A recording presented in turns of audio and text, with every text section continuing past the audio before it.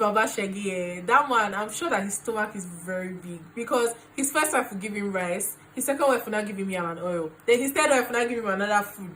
Like, he eats too much.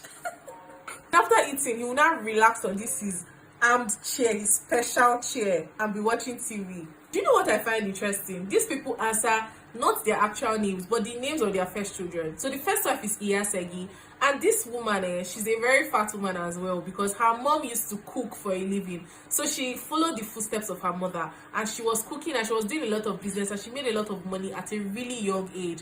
And so her mom got worried that she was not getting married. Meanwhile, this was the same woman that was bad-mouthing men. Oh, this woman was insulting men and saying that men are rubbish. When her daughter now grew up, she was now like, where's your husband? You're not married. You're 23, you're not married. Meanwhile, you're making a lot of money and you're not married. Men will run away from you. So one day, young Segi was counting her money, all the money she had made, and in the process of counting her money, she slept off on the bed and all the money was just all over her. And then her mother walked in and saw, and I was like, what is this girl doing? And she packed all Segi's money and gave it to one man and told her that this is the man you're going to marry. Segi too, she didn't want to marry her, but she was like, this man has all my money, so I'm following my money. Okay, so we're talking about Iyatope, the second wife of Baba Segi. This girl lady. Everything about her background and her correct personality, it fits. You know, out of all the four wives, she's seen as the lazy one, the slut, the one that they don't even know what she's doing. What have they not insulted this woman? But the thing is, at her core, she's somebody that does not like trouble. But she has made her own fair share of mistakes. So look at her history here. Because she comes from a small community. All those tiny villages that all they know how to do is farm cassava. You get? They don't even have electricity or school. So they did not bother sending them to school because the elders in their village even saw it as a waste of time. But she should not like doing the cassava hoeing. It needs to annoy her. So she used to like to lie down, roll herself in mat and pretend she's sleeping. But she liked weeding. Weeding used to just give her joy. You get, even when her father was telling her, are you not seeing your younger sister? All the men that are coming to marry her that can climb 100 mountains for her, that you call? She said, hey, it's because they don't know I can weed well. Her father was like, no, men are not looking for people that weed, that are behind them. It's people that walk beside them. She did not send them. So eventually, there was 1 year like that crops did not do well. So their family were desperate. That's how they found man for her. This Baba Segi to come and marry her. And do you know her only things? 2 plastic bags and 2 tubers of yam. That was all that she used to go to her husband's house.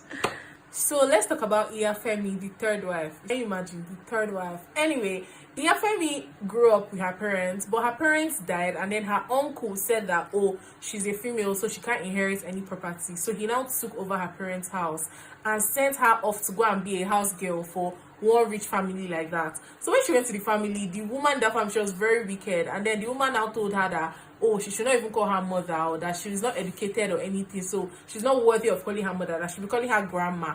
So she was calling her grandma. She was serving. In fact, this girl was a generational slave because she served the woman, she served the woman's children, the woman's children's children. Like, she was, and they were not sending her to school, they were not doing anything for this girl. Eventually, this grandma's son now started sleeping with Iyafemi under the staircase. He used to sneak and sleep with her under the staircase, and so she developed a liking for him, kind of, because he seemed to be the only one that was giving her attention, and then he used to give her spousal money. So she's from a Muslim home, but one day when she went to the market, she saw this man talking about God. That's how she met God.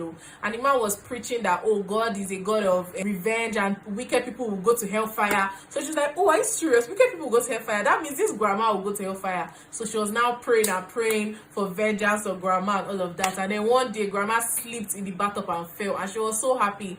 But at the end of the day, she still had to take care of grandma anyway. So she now started putting some weird things in their water. She puts like poo, I don't know, like urine or something in their water. And then she had, grandma had dysentery and had to go to the hospital. So when she was in the hospital, Iyafemi now said that no, she cannot stay in this house till grandma comes back. So this girl now ran away. She stole all of grandma's jewelry, like her best jewelry, her money. She even rubbed poo on their pillows, except her son's pillow, and then she ran away. Guess what? She now went back to the village, that village house that her uncle took over. She now went and burnt the place down. She waited for all of them to leave the house, go to school, whatever, wherever they went to, and then she poured kerosene on and burnt the whole house. So when they came back, they saw that the house had burnt down. Okay, so we're talking about the fourth wife of Baba Segi. The university wife. You know, the first 3 wives, they did not go to school, but this first one, Bolande, is a graduate. That's why they did not even like her to start with. As far I went to go and bring younger girl that went to school.